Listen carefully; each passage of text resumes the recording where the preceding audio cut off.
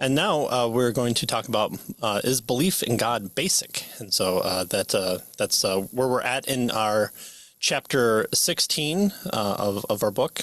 And so on the topic of belief in God as basic, apologists in the modern period has been demonstrated by the concern to provide reasons, whether in the form of proof or evidence, for belief in the existence of God. And increasingly in modern philosophy, the assumption became more and more prevalent that the burden of proof was on the theist to show good reasons for believing in God, not on the non-theist to show reasons for disbelieving in God. Well, the Reformed apologist seeks to end this trend and even to turn the tables around. Ooh, how dare they? Right. And so Plantiga focuses on removing the burden of proof from the theist, though not on transferring the burden of proof to the non-theist, right, as Bonson or one of those would do. But he wants to remove the burden of proof from the theist, right? In other words, who should be defending their position, which a position is assumed to be the case, and then the other position now has to defend that their position is really right. And Plantiga is arguing that we should assume that Christianity and belief in God is the case, and the unbeliever, the atheist, needs to be the one who defends their position. His most famous contention is that the Christian or other theist is warranted in believing God's existence, whether or not he can offer supporting arguments or evidence for his belief. As he puts it, belief in God, he says, is properly basic. Mm-hmm.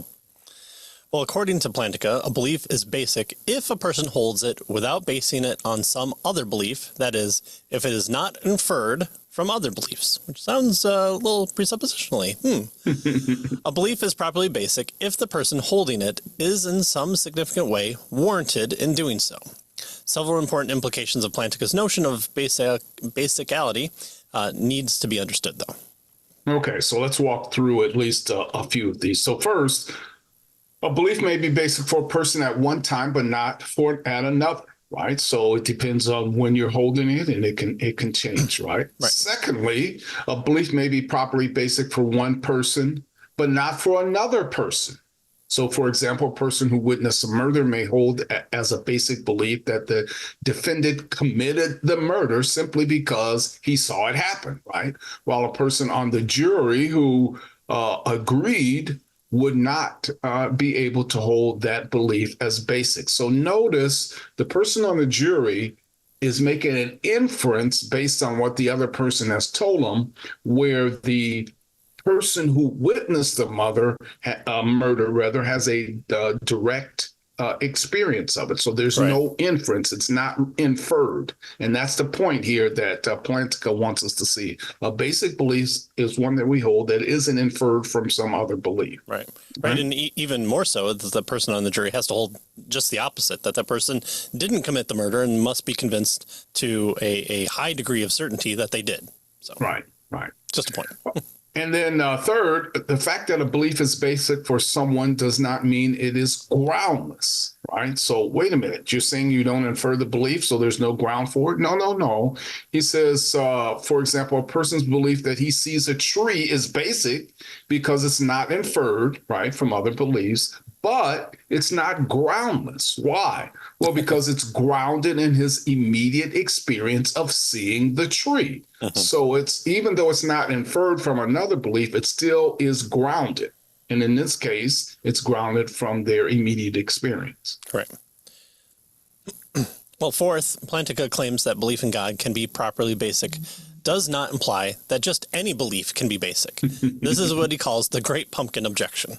Yeah. So, I mean, come on. Who doesn't want to read Plantiga after something like that? Well, what about the belief that the Great Pumpkin returns every Halloween, Charlie Brown?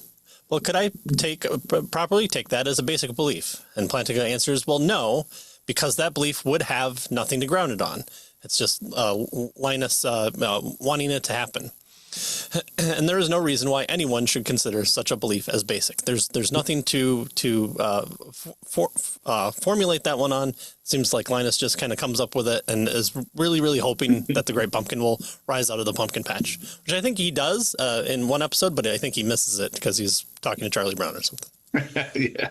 So notice there's no ground for something like that, right? So so it can't be a basic belief because it's not grounded in anything. So that's the point that he's trying to make with him. Right. And then fifth, to say that a belief is basic is not a statement about the degree of confidence or certainty with which the belief is held. The firmness with which a person holds a specific belief, he says, is not directly related to whether that belief is basic for him. One may hold different basic beliefs with varying degrees of firmness, right? So again, the degree of confidence doesn't determine the basicality of the belief. Right. And then six, he says it's possible to abandon beliefs that one held as basic, even as properly basic, right? Any argument or information that removes the ground for acceptance of belief is called a defeater, right? So a defeater is when something gives you a reason not to believe your belief, hold your belief. It defeats your belief, right? Yeah.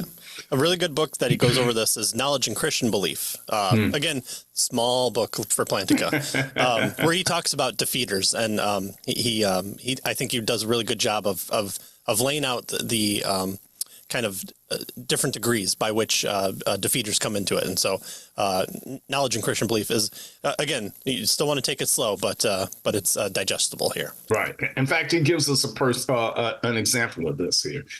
Of this defeater idea. He says a person who sees what looks exactly like a bowl of fruit on a table may hold a basic belief that he sees a bowl of fruit on the table based on his experience of seeing a bowl of fruit, right? So that's right. A basic belief. Later, though, if a trusted friend informs him that the bowl contained imitation fruit made of plastic, right, he will likely abandon his belief, even though it was properly basic. So in this case, he trusts his friend's testimony this trust constitutes a defeater for his original belief, right? So those are some aspects then of basicality with regards to beliefs. Yeah. And what are you going to do? To take the testimony of your own friend over your own eyes? Oh, that's terrible. Who would do such a thing? Yeah.